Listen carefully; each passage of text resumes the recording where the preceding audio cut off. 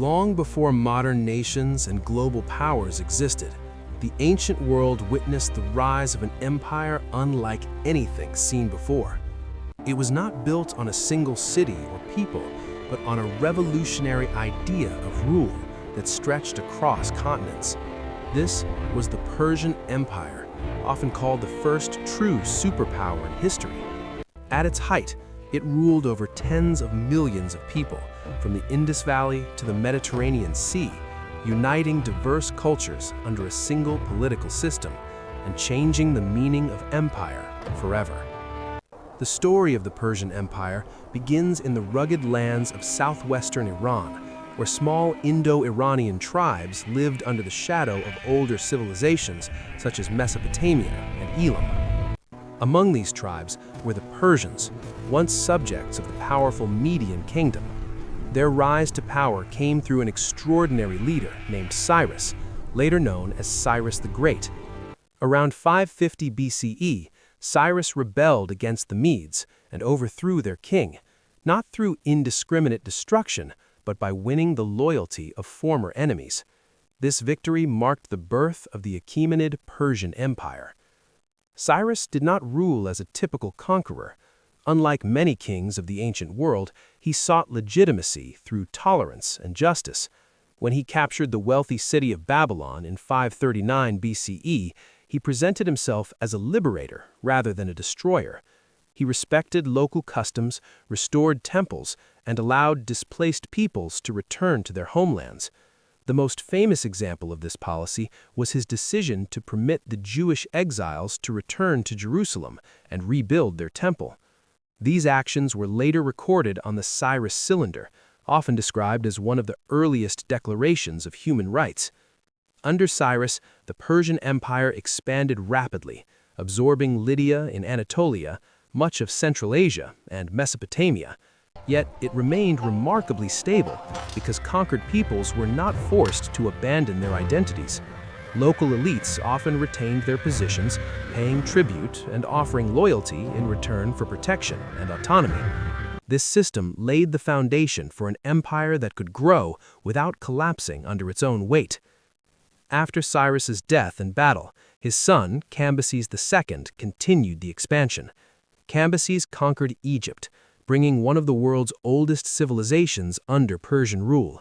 Egypt was treated as a vital province rather than a conquered enemy, and Persian kings adopted Egyptian titles and religious practices to legitimize their authority. However, Cambyses's reign was unstable, marked by rebellion and internal conflict. Following his death, the empire entered a brief period of chaos that threatened to tear it apart. Order was restored by Darius I, one of the greatest administrators in history. Darius reorganized the Persian Empire into a system of provinces called satrapies, each governed by a satrap, responsible for taxation, justice, and security. To prevent abuse of power, military commanders and financial officials were kept separate, all reporting directly to the king. This centralized bureaucracy allowed the empire to function efficiently across vast distances. Darius standardized laws, introduced a common currency, and launched massive infrastructure projects, including canals, cities, and the Royal Road, a communication network that allowed messages to travel thousands of kilometers in days. The Persian Empire was bound together not only by administration, but by ideology. The king was seen as the chosen ruler of Ahura Mazda, the supreme god of Zoroastrianism. This religion emphasized truth, order, and moral responsibility, shaping Persian concepts of justice and governance. While Zoroastrianism influenced royal ideology, the empire did not impose it on subject peoples. Religious freedom was a cornerstone of Persian rule, allowing temples, shrines, and traditions to flourish across the empire. Under Darius and his successors, Persia became a global power. Its wealth flowed from tribute, trade, and agriculture, while its armies protected borders stretching across 3 continents. Persian soldiers came from many regions, creating a diverse and formidable force. Elite units such as the Immortals symbolized imperial strength and continuity. Persian kings ruled from magnificent capitals like Persepolis, Susa, and Pasargadae, where art and architecture reflected the empire's diversity, blending styles from Egypt, Mesopotamia, Anatolia, and Iran. Persian expansion eventually brought the empire into conflict with the Greek city-states of the Aegean world. These confrontations, later known as the Greco-Persian Wars, became legendary in Western history. The Persian invasions of Greece under Darius and his son Xerxes were massive undertakings involving vast armies and fleets. Battles such as Marathon, Thermopylae, Salamis, and Plataea became symbols of resistance and heroism. While Persia ultimately failed to subdue Greece, the wars did not significantly weaken the empire, which remained the dominant power of the ancient Near East. Following Xerxes, the Persian Empire entered a long period of stability mixed with gradual decline. Internal court intrigues, succession disputes, and regional revolts weakened central authority. The empire remained wealthy and powerful, but its military system struggled to adapt to new forms of warfare. At the same time, rising powers on the empire's fringes began to challenge Persian dominance. In the 4th century BCE, a new threat emerged from Macedonia. Led by Alexander the Great, the Macedonian army launched a daring campaign against Persia.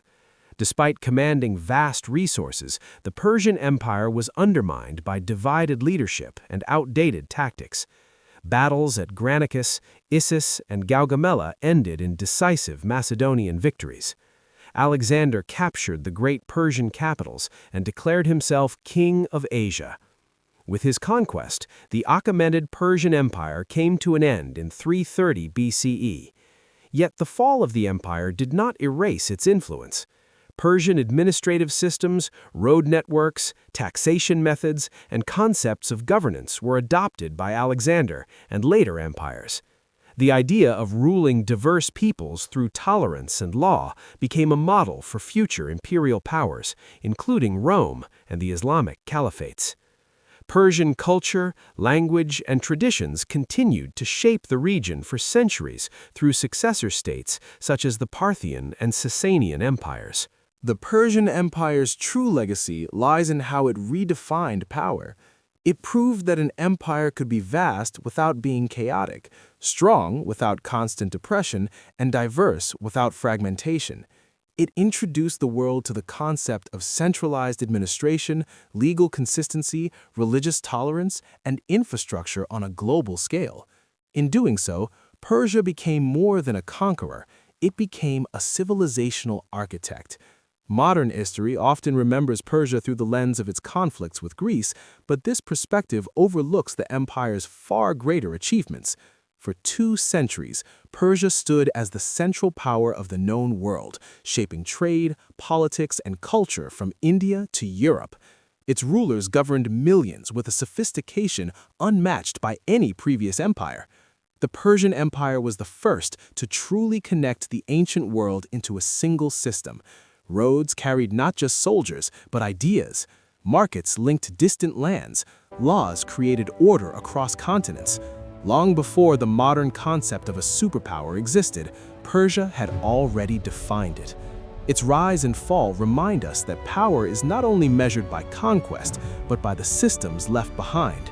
More than 2,000 years later, the foundations laid by the Persian Empire still echo in modern governance, law, and diplomacy. It was the first empire to rule the world as a whole, rather than as a collection of conquered lands.